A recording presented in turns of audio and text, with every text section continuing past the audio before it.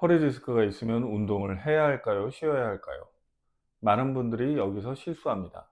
운동이 좋다고 해서 무작정 시작합니다. 유튜브 보고 따라하고 헬스장에서 복근 운동하고 허리 스트레칭도 열심히 합니다.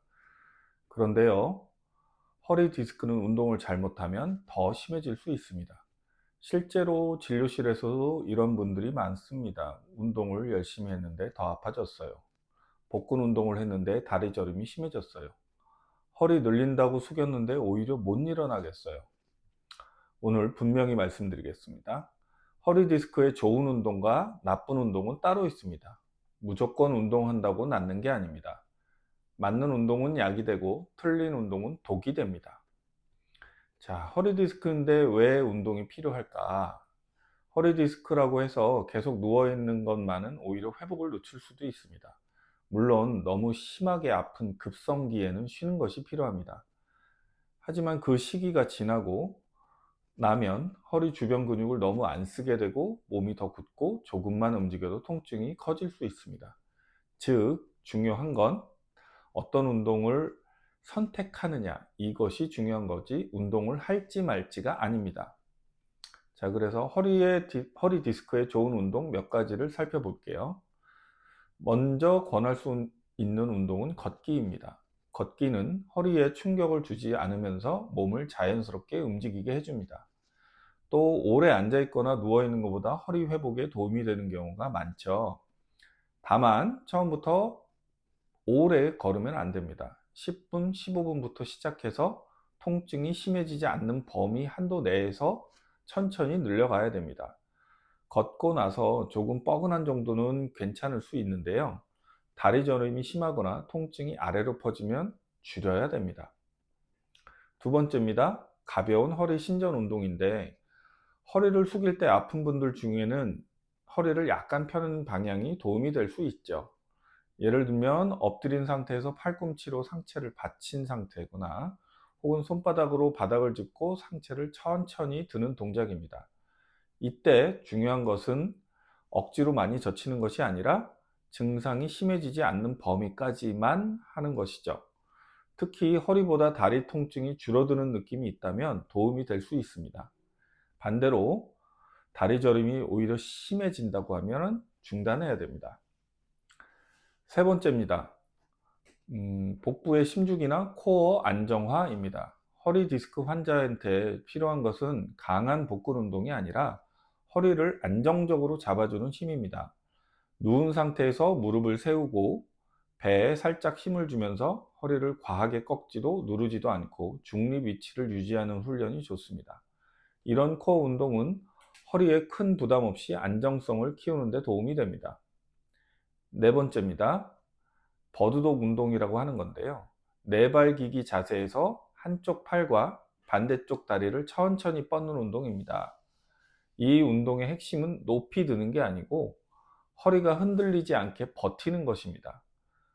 허리를 심하게 숙이거나 비틀지 않으면서 허리 코어와 엉덩이 근육을 함께 쓸 수 있어서 허리 디스크 환자에게는 비교적 안전한 편입니다. 다섯 번째입니다. 엉덩이 근육 강화 운동입니다. 허리만 자꾸 치료라고 하라는데 사실은 엉덩이와 골반 주변 근육이 약해서 허리에 부담이 가는 경우도 많습니다. 가볍게 엉덩이를 드는 동작이나 옆으로 누워 다리를 천천히 벌리는 운동이 도움이 될 수 있습니다. 이것도 역시 기준은 같은데 통증이 없는 범위에서 천천히 하는 것입니다. 자, 반대로 허리 디스크에 나쁜 운동도 있습니다. 대표적으로 윗몸 일으키기라든가 크런치 하는 것들이죠. 많은 분들이 복근 운동이 허리에 좋다고 생각해서 시행하고는 하는데요. 허리 디스크 환자에게 반복적으로 허리를 굽히는 동작은 디스크 압력을 더 높일 수 있어서 좋지 않을 수 있습니다. 즉, 허리 디스크에서 필요한 것은 윗몸 일으키기 아니라 안정화 운동입니다. 두 번째입니다. 스트레칭 중에서 허리를 깊이 숙이는 스트레칭들도 있습니다. 예를 들면 앉아서 발끝을 잡는다든가 서서 허리를 깊이 숙인다든가 하는 이런 스트레칭들은 습관적으로 하시는 분들이 있는데 허리 디스크에는 이런 동작이 오히려 부담이 되는 경우가 많습니다. 특히 허리를 숙일 때 증상이 더 심해지는 분들은 조금 삼가하시는 것이 좋겠습니다. 세 번째, 무거운 중량 운동입니다. 스쿼트나 데드리프트 같은 운동들은 회복 단계나 자세에 따라서 가능할 수도 있는데 통증이 있는 상태에서 무겁게 하면 위험합니다. 특히 허리에 압박이 강하게 느껴지거나 운동 후 통증이 확 올라오면 지금은 그 시기는 아닙니다. 다섯 번째, 허리를 비트는 운동입니다.